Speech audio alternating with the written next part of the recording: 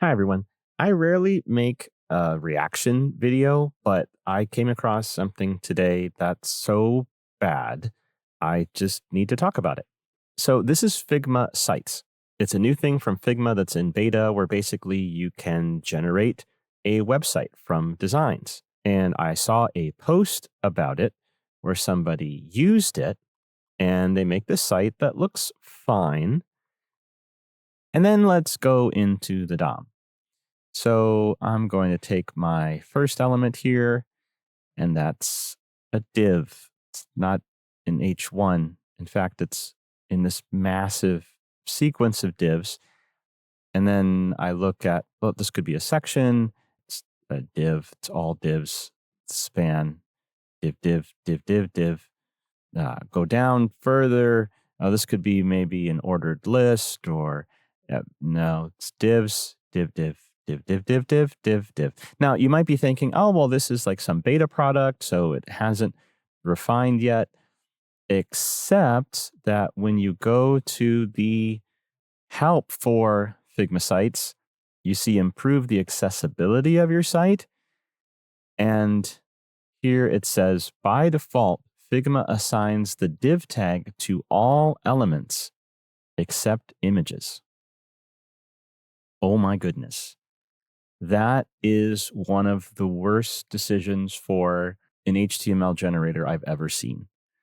It says that in the actual Figma sites, you have to go into the sidebar, click an icon in the accessibility section to select a different element other than div.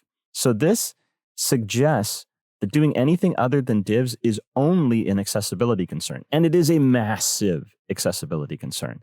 But it's also writing HTML. This is basically saying we're not going to write HTML. We're not going to think about markup. We're not going to have any skill whatsoever. We know that div is a meaningless element. It doesn't mean anything. So you're not adding any semantics at all. You're not marking up the document.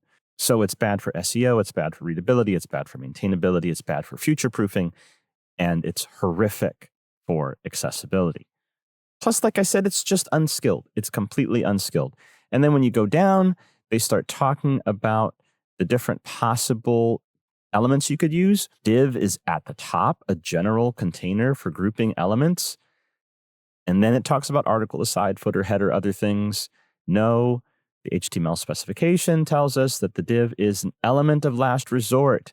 When no other element is suitable, it's not the default. It's the last resort because it doesn't mean anything. And it's terrible for accessibility and maintainability to use too many divs anyway, which developers do anyway, because most web developers are bad at HTML. But this is the worst I've ever seen. So Figma sites, I have a Figma course that just released on Pluralsight. I like Figma, but this choice is horrific. It's bad for accessibility. It's bad for the industry. It's bad for education. It's bad for new developers. It's bad for designers. It's bad for users. Don't do this. If you're going to use Figma sites, you're going to have to do a lot of work of picking all of your individual elements.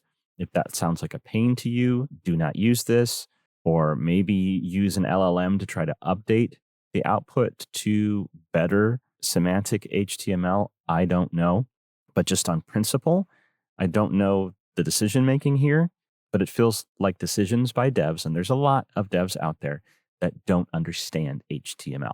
They just understand code. So you can do better than this. Figma, I hope you do better than this in the future. My goodness, you've built a div generator. And I'll go ahead and say, if you want to get better at HTML and CSS, if you're a dev who needs to improve your skills there, you can go to tonyalisea.dev, go to courses, scroll down. You'll hit Understanding HTML and CSS, which is my 18-hour video course on Udemy. You can also watch a few hours for free here on the channel.